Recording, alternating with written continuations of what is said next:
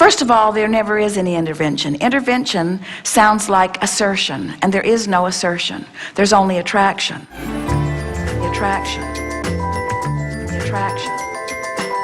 Attraction. What happens is you're taking a historical figure who has rightly earned the place of a religious figure.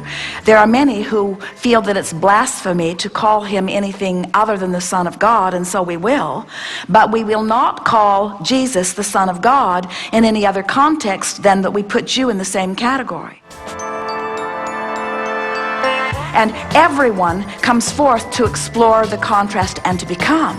And his story is not different. In other words, he came like all, did his part of banging around, put all kinds of things into his vortex, even though he wasn't calling it that in those days, separated himself from the trauma and the struggle, came into alignment with who he had become, and then stood in that vibration of greater knowing that he had carved out of this life experience, and then told the story of that. And others who were witnessing hardly anybody ever coming into alignment with who they are, then pronounced him unique and marvelous and king and God and saint and Son of God, when what he was just a regular guy,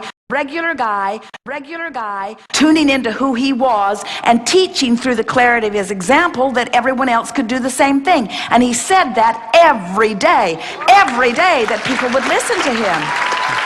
That's the story that he told.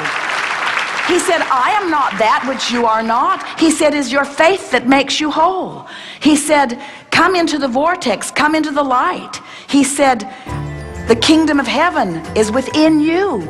In other words, everything that he said was about, I am an eternal being and so are you. And maybe there was some of, and I will show you the way. But not one time ever, and it's a distortion if you're hearing it today, did he ever say or mean to imply, I will come forth and do for you what I see you cannot do for yourself. Because it defies all laws of the universe, and it cannot be. And then humans take the part of his story when he was the most out of the vortex, when he was saying, why have you forsaken me? And that's the part of his life story that they dramatize the most. It is the last part that he wants you to remember. He would like you to remember when he was in alignment. He would like you to remember when he was in vibrational alignment with well-being and could hold you as his object of attention when you were in the presence of his aligned state of being. That's the part he would like you to talk about. And that when you hold yourself in an attitude of hate, you separate yourself from all that is good and all that you want. That's the part that he would like you to remember. He does not want you to remember the day he was out of the vortex and they hammered him up.